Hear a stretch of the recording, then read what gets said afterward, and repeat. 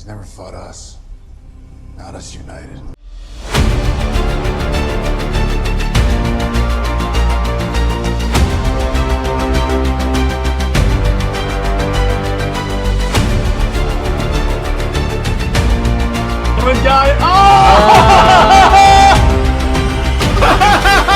I can so see that.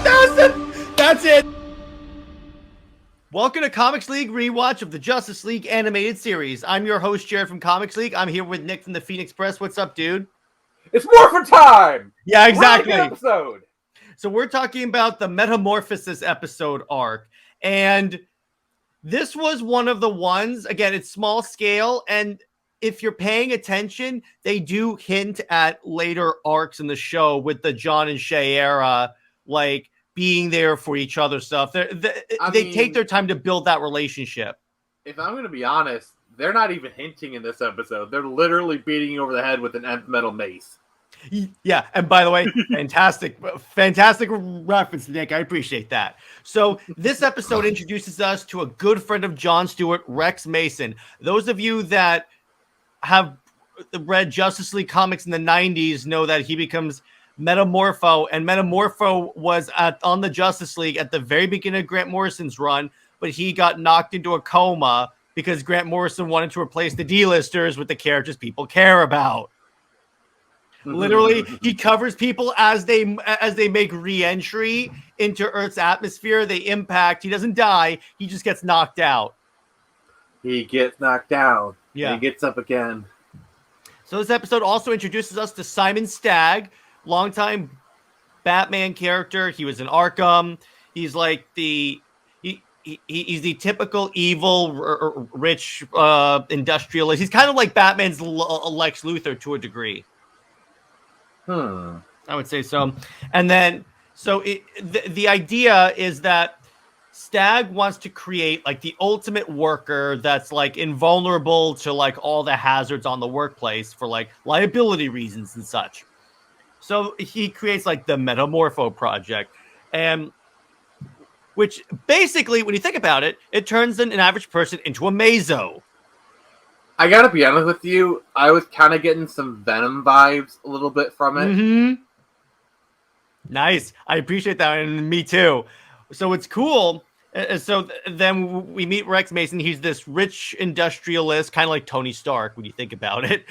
Kind of. He's a genius billionaire playboy philanthropist. I'm really glad you did that. Thank you. And he's dating Simon Stagg's daughter, and he goes, "We're gonna go. I accepted a job offer in Chicago, and we're gonna go do that." So before he leaves, so does that? So that really takes on new meaning to the term Stag Party. So for those who don't know, the Stag Party is like a fancy term for your bachelor party.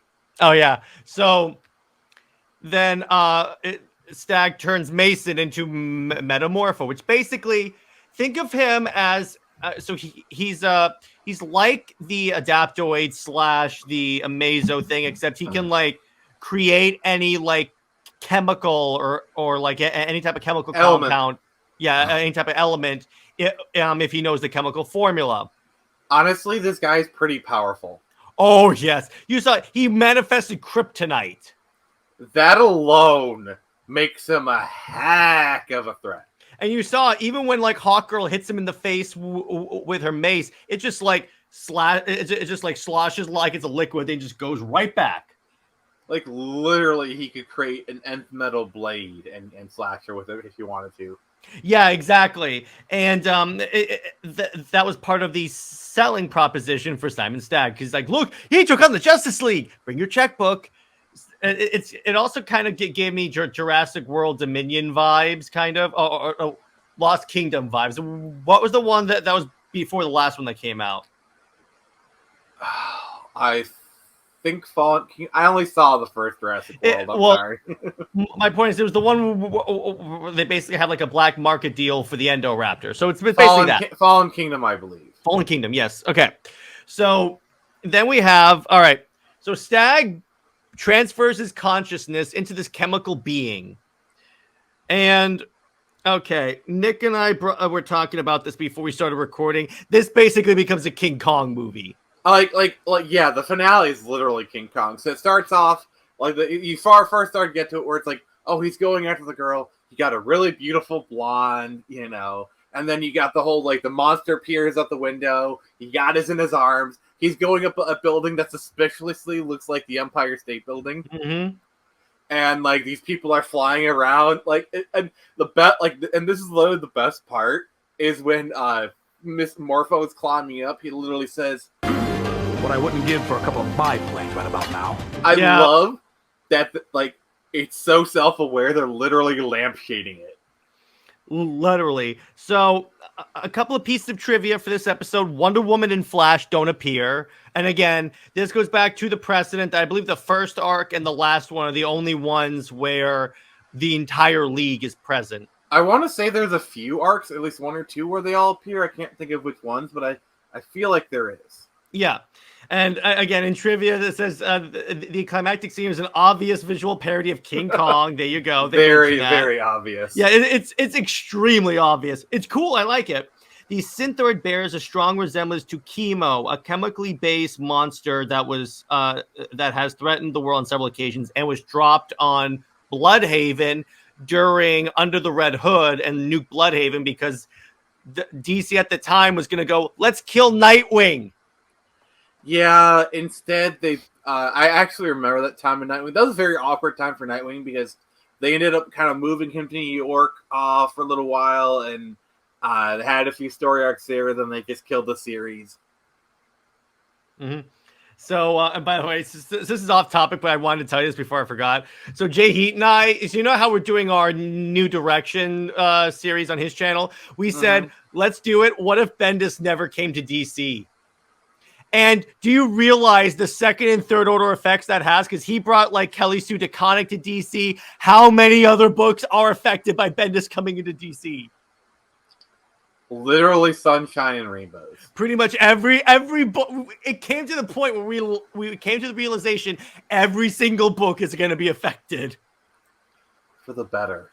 And by the way, that's going to be an episode. It's a future video idea. We're going to have Tevia on because we know that we know one thing Tevia's going to bring up, which is fine because it's appropriate here. But anyway, back to this.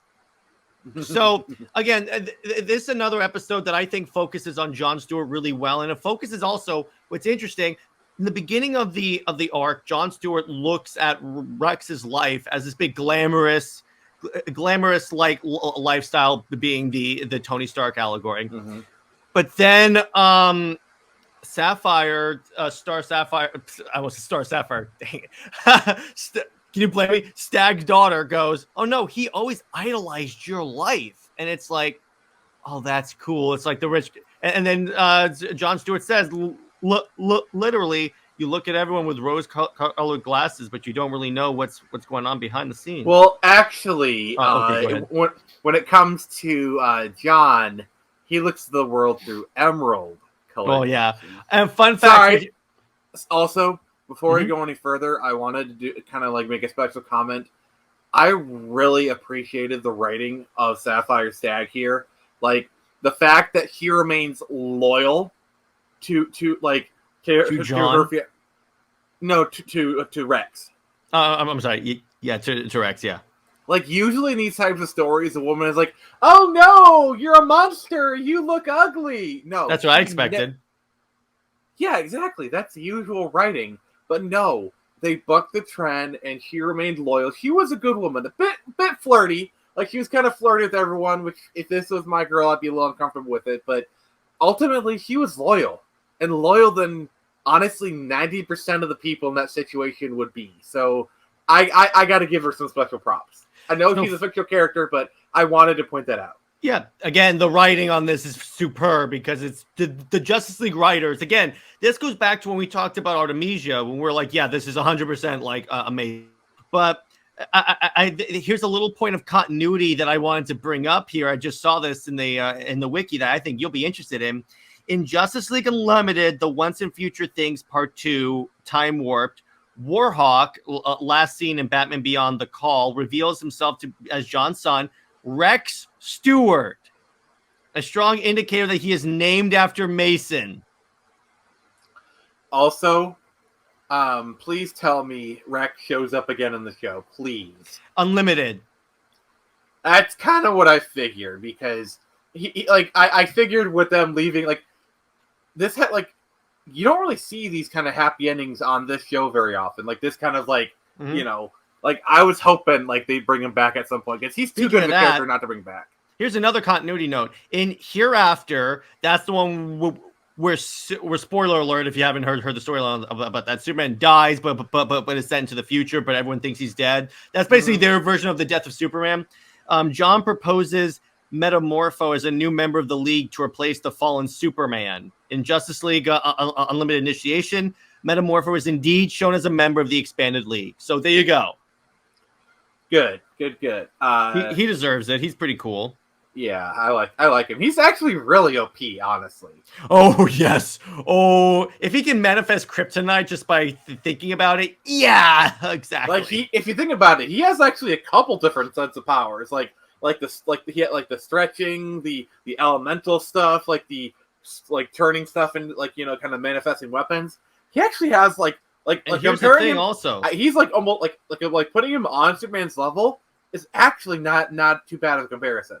In fact, here's another thing he could do. By the way, the episode is now going to be titled "The Most Overpowered Justice League Character." But what he could also do, he could turn into vapor, go inside someone, and suffocate them. Sorry, when you said that, I actually thought of a certain scene from Legend of Korra Book 4. People who have seen Legend of Korra know exactly what I'm talking about. I'm not going to say anything more, but everyone who has seen Legend of Korra knows exactly what I am thinking about. Yeah. Oh, that'll be a foreshadowing moment. But also, and here's the thing. He could turn himself into sarin gas and getting someone. This dude can turn into any chemical compound / element. So, yeah, the dude's ridiculously overpowered. I would hazard a guess. He's one of the few characters, believe it or not, that could defeat Darkseid. The Omega Beams can't hit Vapor.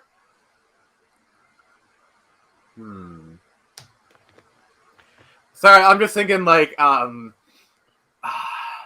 imagine he's going up against Wolverine and he literally turns his arm into adamantium. Or it will turn into or it could also turn into that scene in X3 where Wolverine is cutting off that dude's arms and they just grow back and he just hits him in the balls. Grow those back. That was so cool. Yeah, I'm surprised. Just the fact that he can just manifest kryptonite is oh my, Superman's thank God he's on my team, because even John was like, you're gonna kill Superman, dude. Yeah.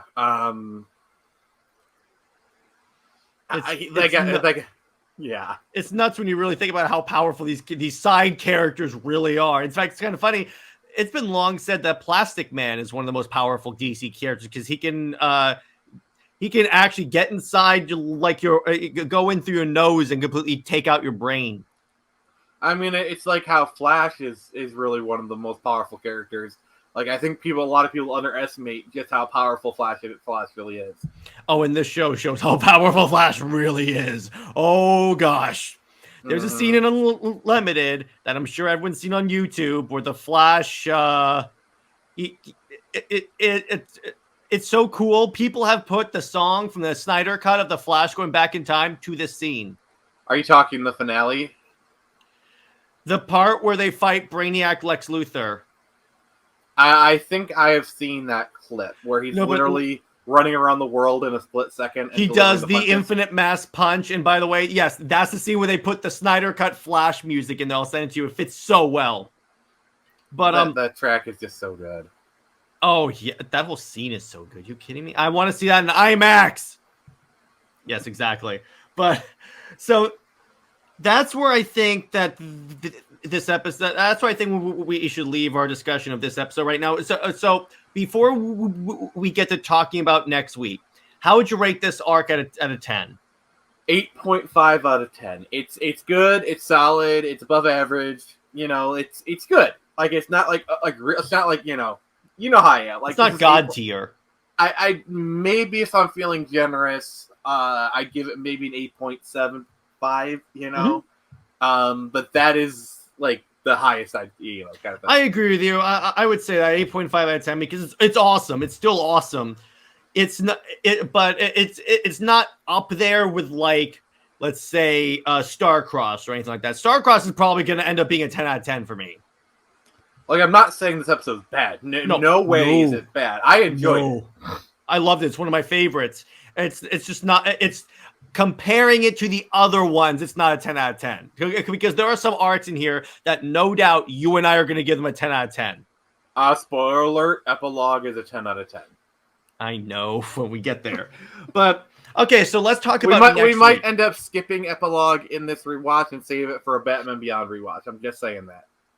Honestly, what we could probably, that's actually a good idea. Skip Epilogue until we watch Batman Beyond because it takes place during Batman Beyond. Do you think we should skip the Batman Beyond episodes? I'm okay with watching them as part of this because Epilogue is really the end of Batman Beyond, whereas the rest of them happen during, like, it's the only episodes we have to watch the time travel ones for like the ones in Future Things because that influences the entire show. We can't skip those. Yeah, the only one that like I'm adamant we save to the end is Epilogue because that is the end of it. But the other Batman Beyond crossovers we can just watch as normal. It's going to be really emotional to see Bruce Wayne die in that in the epilogue after what happened with Kevin Conroy. It really changes how you watch that. So yeah, on that downer, we're gonna So before we log off, here's what's happening next week. So those of you that have watched our rewatches before, whenever we cover a season finale, it's a live stream discussion. So what we'll do, is it'll be a live stream, kind of like this. And then at the end of it, maybe we'll open up the panel for 5 minutes each to talk about like season 1 in general, what your favorite arcs are. Really get to interact with you. It'll be loads of fun. Yeah, and then the next week, and then basically the week after that, we'll be diving right back into it. Not just that. So we'll be starting season 2 of Justice League in this channel. But on my channel, we're returning to Avatar with Book 2 Earth. I am really excited about this because, Jared, Book 2 is really where Avatar, like, season 1, they were kind of figuring a lot of stuff out. Book 2 is when they really hit their stride. They hit the ground running. There are going to be episodes where you will cry. Like, I am guaranteeing you. There's a certain episode, with leaves hitting the ground. Literally all the Avatar fans, as soon as I said that, they knew exactly what I'm talking about. You are going to cry. Like, I'm telling you, this scene, especially when I tell you the like out of universe stuff with this, you're gonna cry. Sweet, I can't wait. I can't wait to cry. But so we got so much fun. So basically, as it relates to Comics League, business as usual, we just go straight into season 2. But then we also have the bonus, and I'll link in every single episode of my thing, and even at the end of the episode to the season 2. I'll just call it season 2 rewatch of Avatar. So in other words, you're getting more rewatch content. The only reason why we did it this way is just to gauge the audience interest, and you guys have shown that you want more of this stuff, so we're going to give you more of this stuff. Yeah, and then for those on my channel, in my Avatar rewatch videos, I'll be linking back to season 2 of Justice League. So it's kind of a bit of a Ouroboros, if you will. And watch both because trust me, it's just more of our handsome faces talk about our favorite shows. So there you go. So on that note, everyone, enjoy the final arc of season 1. Which is the time travel, A Savage Time arc. There are 3 episodes in this arc, so watch all 3. So it's kind of like how the first one had 3 and the last one had 3. Go Emerald Hawk. Oh, yes. Thank you. That works. So on that note, everyone, stay here.